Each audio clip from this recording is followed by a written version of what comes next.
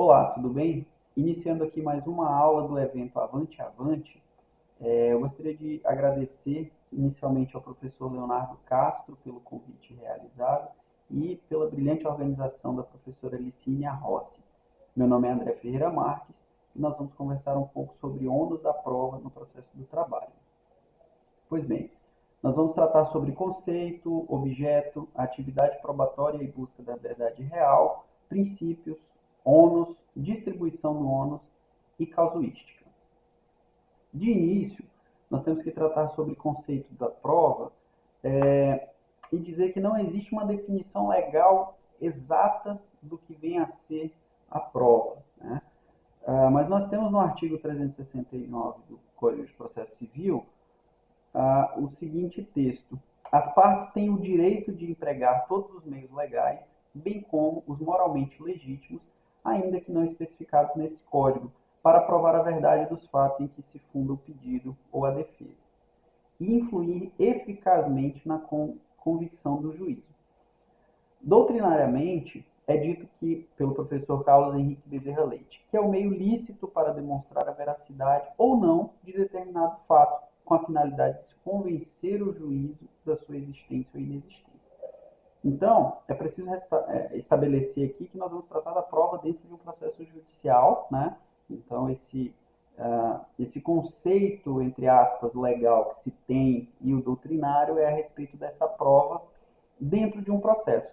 E a prova nada mais é do que uma evidência, né? É um meio de se trazer para o processo uma demonstração de que tal fato, de que determinado fato ocorreu ou não ocorreu, né? E aí nós passamos a ver quais são o que é o objeto de prova. O objeto de prova, via de regra, são fatos relevantes e controvertidos que eles podem ser constitutivos, impeditivos, modificativos ou extintivos do direito que se persegue em juízo. Então, de um lado, ao reclamante cabe provar os fatos constitutivos de seu direito. É a dicção expressa do texto do artigo 818, inciso 1º da CLT, já atualizada na reforma de 2017. E ao reclamado cabe a prova dos fatos impeditivos, modificativos ou extintivos do direito do reclamante. E aí nós temos alguns fatos que não dependem de prova, quais sejam aqueles não contestados, ou seja, imagina que um reclamante entrou com uma ação e não houve defesa. Não, ou houve defesa, mas não sobre aquele fato em específico. Então, esse é um fato não contestado que não necessitaria de prova. Os fatos notórios, tá? São os fatos que dispensam a realização de prova. Um exemplo disso seria a situação de pandemia que nós vivemos atualmente. Esse é um fato notório que independe da realização de uma prova das partes, de qualquer das partes no processo. E os fatos presumidos verdadeiros pela lei. E aí nós precisamos compreender que a atividade probatória e a busca da verdade, ela possui um viés diferenciado. Tá? Então, eu trouxe aqui essa análise a respeito do processo penal, onde se tem uma livre investigação das provas e uma busca da verdade real. Então, veja que é um cenário diferente do que nós temos no processo civil e processo do trabalho, onde nós temos um princípio dispositivo, que o juiz não toma a iniciativa, ele se satisfaz com a verdade formal. O que importa é o que está nos autos. Tem inclusive uma frase que fala que o que não está nos autos não está no mundo. Né? Isso se aplicaria ao processo civil e processo de trabalho. Mas processo penal, o juiz ele tem o dever de tomar iniciativa para conseguir alcançar a verdade real. Tá? Mas esses conceitos de verdade real ou verdade formal, como já dizia Luiz Guilherme Marinoni, a verdade em si ela é inatingível dentro e fora do processo. Porque, a despeito da possibilidade de alteração, né, dos fatos e dos acontecimentos, nós temos que a verdade, a minha verdade, às vezes não é a verdade de outra pessoa sobre o mesmo fato. Então, veja, isso é uma coisa é muito subjetivo o que viria a ser a verdade propriamente dita, né? Então, passando a analisar os princípios que nós temos, que circundam, né, e que norteiam essa produção de provas, porque antes de a gente falar de ônus, a gente tem que falar desse arcabouço jurídico, né, do que normatiza. Nós temos dentre vários princípios, esses principais que eu elenquei, que temos o princípio da legalidade, que, embora eles sejam tanto quanto mitigado, né, deve ser observado, não são admitidas provas obtidas por meios ilícitos, né? Nós temos paridade de armas probatórias, então deve ser assegurado às partes um equilíbrio, né, processual nessa possibilidade de produção de provas. Isso é uma decorrência lógica da ampla defesa e contraditório, que deve ser assegurada a ampla produção probatória e manifestação sobre as provas produzidas pelas outras partes, e de modo que seja um contraditório material e não meramente formal. Tá? Temos aí também a atipicidade dos meios probatórios, visto que o código não traz um rol taxativo de quais são os meios de prova. Então, hoje em dia, com a tecnologia, nós temos uma série de situações que podem servir como meio de prova, e que pode e deve ser usado pelas partes nos processos. E eu deixei para falar por último sobre o princípio da primazia da realidade, que é talvez aquele que mais se identifica com o processo do trabalho, que ele diz, em linhas gerais, que importa mais a realidade dos fatos do que mera formalidade documental. Então, o juiz ele vai buscar, ele vai se contentar com a verdade formal, mas em detrimento a documentos, né, a uma formalidade, ele vai buscar o que de fato aconteceu, como que era a situação fática, né? Essa é a norma que esse princípio traz para a gente. Então, esses são os principais princípios que incidem sobre essa produção probatória. E a partir daí a gente começa a falar um pouco sobre o ônus da prova em si. Esse ônus ele não deve ser visto como um dever. Na verdade, não é um dever, né? O ônus probatório. Ele pode ser visto como um encargo, que tem uma pequena diferença. Não existe uma obrigação. O réu não tem o dever de contestar, mas ele tem que saber que ele vai ter que suportar as consequências da sua inação. Então, se ele não fizer uma defesa no processo, ele tem que saber que isso vai ter uma repercussão processual. Tá? E esse ônus, tá, que é esse encargo de produção de provas, ele pode ser modificado pelo juízo em uma decisão fundamentada. Isso, a bem da verdade, já era aplicado na Justiça do Trabalho há muito tempo, mas, por ocasião da reforma trabalhista em 2017, foi legislado no parágrafo 1º do artigo 818 da CLT. Então, isso já revela a mudança de um ônus da prova estático, que se imaginava anteriormente, para um ônus da prova dinâmico, que ele pode flutuar, digamos assim, mas não aleatoriamente. Vai depender de uma decisão fundamentada do juízo para isso. E aí, nós chegamos na distribuição do ônus da prova. E para fazer essa análise, para que seja feita essa análise, faz-se necessário a gente entender que ter a compreensão de que o ordinário se presume e o extraordinário se prova.